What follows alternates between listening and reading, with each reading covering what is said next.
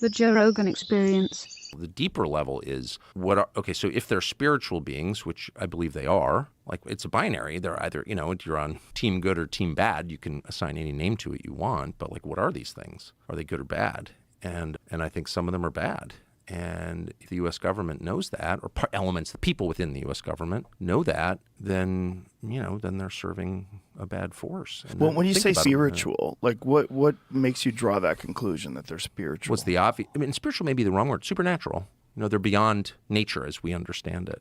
I mean, obviously they are. I mean, just chart their physical behavior. It doesn't, it goes outside of what we understand about physics. No visible means of propulsion, coming at indescribable speed, hitting the ocean, continuing at speeds that are impossible undersea. I mean, in other words, if I take a 9mm round or 7.62 by 39 and shoot you at 50 yards underwater in a swimming pool, and it's even more intense in salt water because it's denser, you could catch the bullet if it even makes it to you, right? So if you have a craft, any object underwater that's traveling at 500 knots as measured by sonar, right there you're challenging our understanding of physics. Like, what is that? How can that be? So they've tracked that. They've tracked things going 500 knots under the sea. Yeah, really. Yeah, much faster than any object can actually go undersea. For sure. Oh yeah.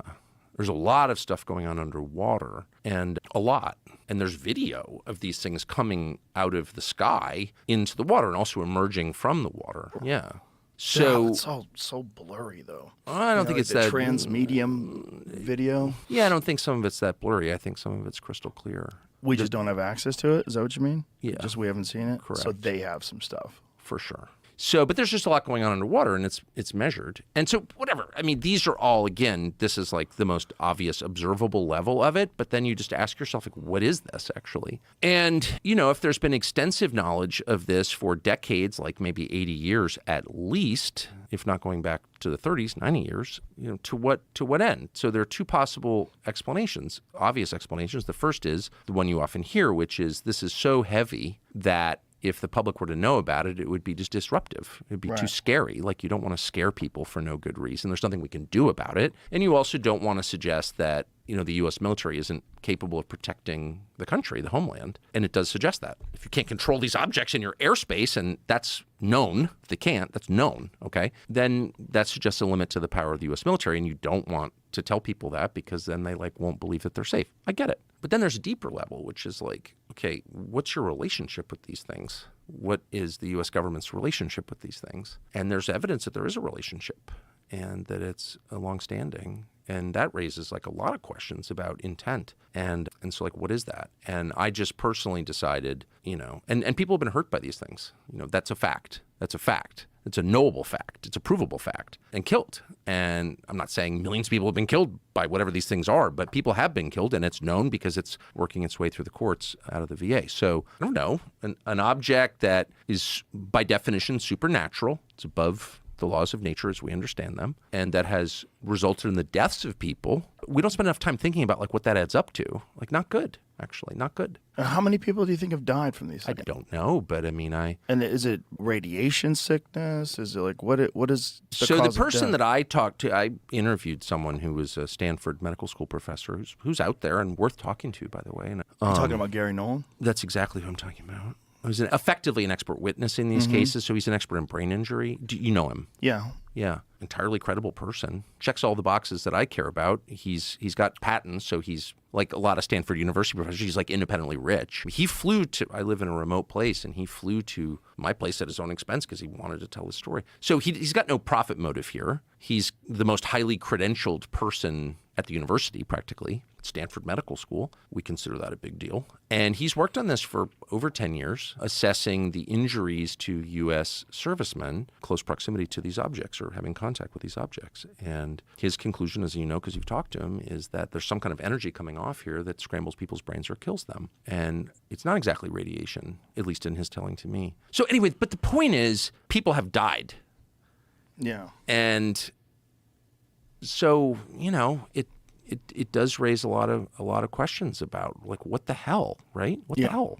American citizens have died and you're hiding it? Why are you hiding that? Why would you hide that? Perhaps because they don't have any explanations. Because it's so beyond our comprehension that they're still trying to piece it together. Like, I would wonder how much interaction they really do have with these things. Like if I was from another planet or if I was some interdimensional being, I don't know how much I'd give a shit about the president. I don't know how much I'd give a shit about the government. I would probably look at this infantile race, this species, this bizarre territorial apes with thermonuclear weapons, this very weird species. I'd probably look at them as very chaotic, and I wouldn't really have much concern for who's running it, especially if they have the ability to travel at insane speeds and go undetected. And well, it depends. Like that. Okay, so the template that you're using to understand this is like science fiction, right? These are an advanced race of beings from somewhere else. But the template that every other society before us has used is a spiritual one. Mm-hmm. There is a whole world that we can't see that acts on people, a supernatural world. It's acting on us all the time for good and bad. Every society has thought this before ours. In fact, every society in all recorded history has thought that until, I'll be specific, August 1945, when we dropped the atom bombs on Hiroshima and Nagasaki. And all of a sudden, the West is just officially secular. We're God. There is no God but us. And that's the world that we have grown up in. But that's an anomaly. Like no one else has ever thought that. There's never been a society that thought that. Every other society has assumed, and they've had all kinds of different explanations, and the details differ, but the core idea does not differ, never has differed from caves until now, that we're being acted on by spiritual forces at all times. And so to someone born before or living before 1945, I think it would have been much more obvious that this is the thing that every society has written about. And in fact, that battle, that unseen battle around us, that spiritual battle, has like been the basis of every society, of every religion, not just Christianity. So like it just, once you discard your very, very recent assumptions, relatively speaking, about how the world works, you're like, well, that kind of seems like the obvious explanation, right?